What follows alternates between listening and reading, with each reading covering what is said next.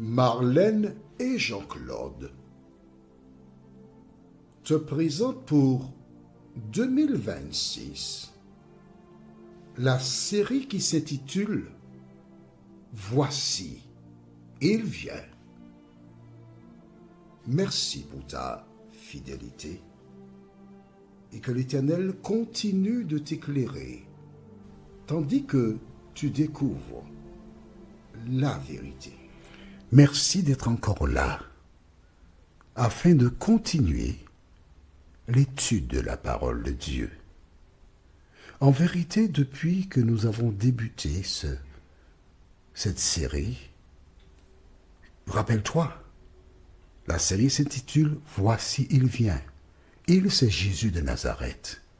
Depuis que nous avons commencé cette série, je disais donc, nous découvrons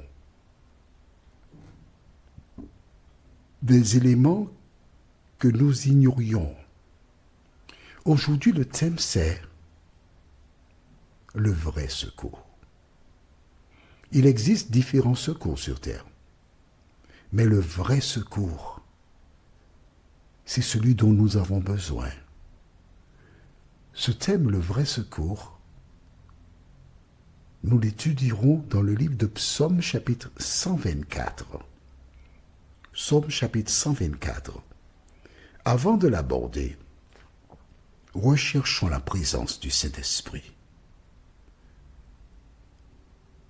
Prions, notre Seigneur et notre Dieu. Nous voici en ta présence pour t'écouter et nous laisser conduire par le Saint-Esprit. Merci pour ton amour, Seigneur. Merci de nous rappeler jour après jour que tu nous aimes et que tu désires nous délivrer. Cette grâce, nous te la réclamons, non pas parce que nous en sommes dignes, oh non, mais c'est au nom de Jésus pour ta gloire éternelle. Amen.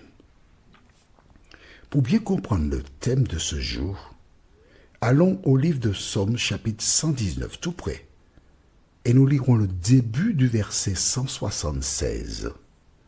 Psaume 119, le début du verset 176 déclare « Je suis errant, comme une brebis perdue. Cherche ton serviteur. » C'est tout ce que le psalmiste pouvait dire et faire. Reconnaître son état. C'est tout ce que toi et moi nous pouvons faire. Reconnaître notre état. Nous sommes perdus. Et nous faisons appel à celui qui est descendu chercher Ève et Adam dans le jardin d'Éden, le même. Nous lui disons, Seigneur, viens nous chercher.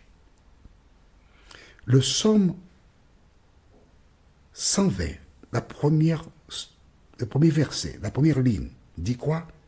Dans ma détresse, c'est à l'Éternel que je crie et il m'exauce.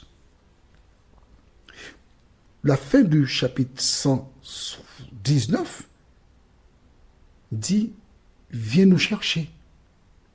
Et quand il débute le chapitre 120, déclare « De ma détresse, c'est à l'Éternel que je crie et il m'exauce ». La continuité donc de la fin du psaume 119. Mais le psaume 121 est beau. Verset 1, « Je lève mes yeux vers les montagnes, d'où me viendra le secours ». Et nous avons vu ensemble que ce ne sont pas les montagnes qui amènent le secours, mais c'est Dieu qui est par-dessus les montagnes, qui vient délivrer son enfant. Alors ensuite, quand tu regardes bien, on passe directement au psaume 123. Première ligne, première strophe, premier verset. « Je lève mes yeux vers toi qui sièges dans les cieux. » Pourquoi je lève les yeux vers toi? Parce que c'est toi mon libérateur.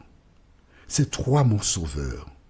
C'est toi mon tout, mon rocher, ma forteresse, mon asile protecteur, c'est toi et toi seul.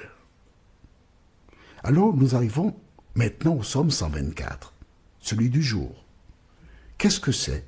À nouveau, cantique des degrés de David. cantiques. Donc nous découvrons que David est un musicien, puisqu'il compose des cantiques. Mais quand tu regardes le contenu de ces cantiques, c'est pour louer l'Éternel, exalter l'Éternel. Que dit-il dans le psaume 124? Sans l'Éternel, qui nous protégera? Qu'Israël le dise. Y a-t-il une puissance autre, un roi, qui peut nous protéger? Il continue, sans l'Éternel, qui nous protégea? Il répète la même chose. Regarde. Verset 1. Sans l'Éternel, qui nous protégea? Qu'Israël le dise. Il continue, sans l'Éternel, qui nous protégea? Il le dit 2 fois. Il veut renforcer sa déclaration. Il veut dire à celles et ceux qui cheminaient avec lui dans la course que sans Jésus, nous ne sommes rien. Et j'aime beaucoup cette chanson qui dit « Sans Jésus, je ne peux vivre. Je n'ose faire un seul pas.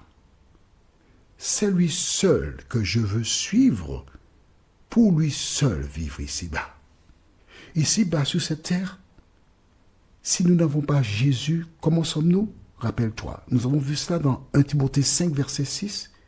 Mais celle qui vit dans les plaisirs est morte, quoique vivante. Alors, es-tu morte ou es-tu vivante? Le plaisir est passager. La Bible déclare, ce monde passe et sa convoitise aussi.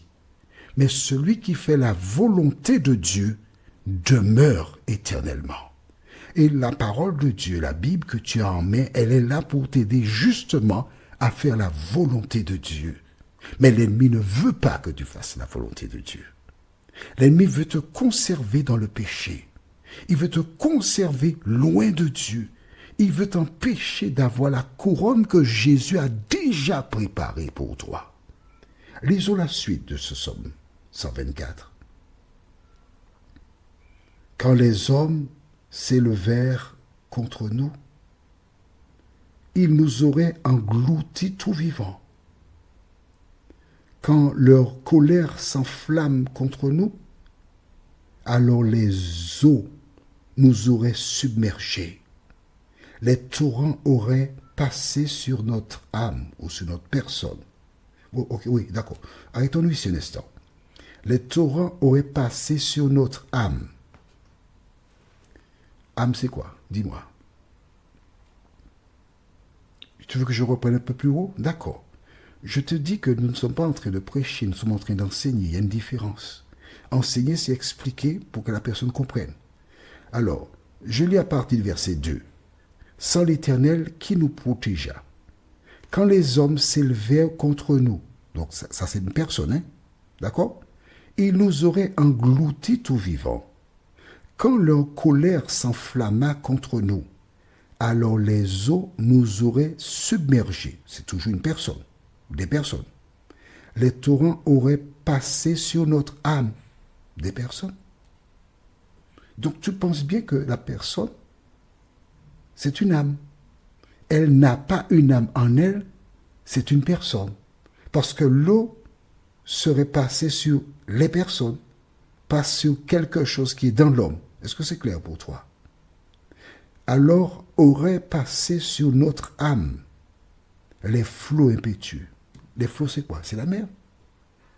La mer, quand elle passe sur quelque chose qui est à l'intérieur de ton corps ou bien sur ta personne. C'est bon? D'accord. Béni soit l'Éternel, qui ne nous a pas livrés en proie à leurs dents. Notre âme s'est échappée comme l'oiseau du filet des oiseleurs. Qu'est-ce que ça veut dire? Notre personne s'est échappée comme l'oiseau du filet des oiseleurs. Ça veut dire quoi? L'oiseau qui est pris dans un filet de quelqu'un qui est venu le prendre. Mais qu'est-ce qui s'en va? L'oiseau, mais quelque chose qui est dans l'oiseau. Mais l'oiseau lui-même. C'est bon? Notre âme s'est échappée comme l'oiseau du filet de l'oiseleur. Le filet s'est rompu et nous sommes échappés. Ce sont les personnes qui se sont échappées. Et le verset 8, il est beau. Notre secours est dans le nom de l'Éternel qui a fait les cieux et la terre. Amen. Notre secours est dans le nom de l'Éternel. Est-ce que tu as compris ça? Bien. Dans Matthieu 28, versets 18 à 20, écrit dans le cahier, Jésus déclara, « Tout pouvoir m'a été donné dans le ciel et sur la terre.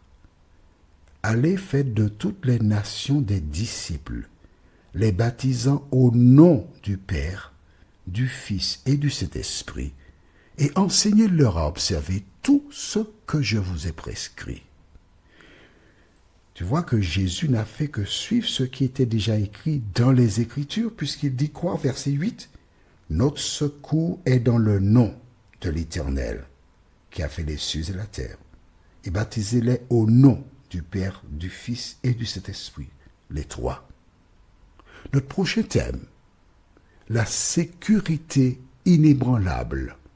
Psaume 125.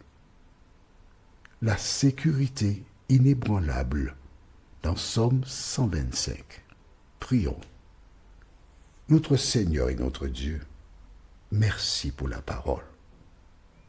Oh, merci Seigneur, parce que nous voyons que déjà dans le livre de Psaume, chapitre 124, verset 8, l'auteur nous disait que le secours de l'homme réside dans le nom de l'Éternel. Aujourd'hui, nous voyons beaucoup de personnes qui invoquent X, Y, Z, des saints. Mais la Bible est formelle et claire. Notre secours se trouve dans le nom de l'Éternel. Merci de nous aider, Seigneur, à continuer à lire les Écritures. Car à l'évidence, si ces personnes avaient lu les Écritures, vu ce verset, ils n'auraient pas appelé X, Y, Z, W. Ils appelleraient directement l'Éternel des armées. Merci de continuer de nous éclairer, nous t'en prions. Au nom de Jésus et pour ta gloire éternelle. Amen. Que l'Éternel continue de te bénir et il me tarde de te retrouver. Nous sommes parvenus au terme de notre réflexion. Si d'aventure tu as une question, il te suffit d'envoyer un message par le biais de WhatsApp au numéro suivant, plus 596 696 88 93 93. Et alors Jean-Claude, moi, je me ferai un réel plaisir de répondre à ta question.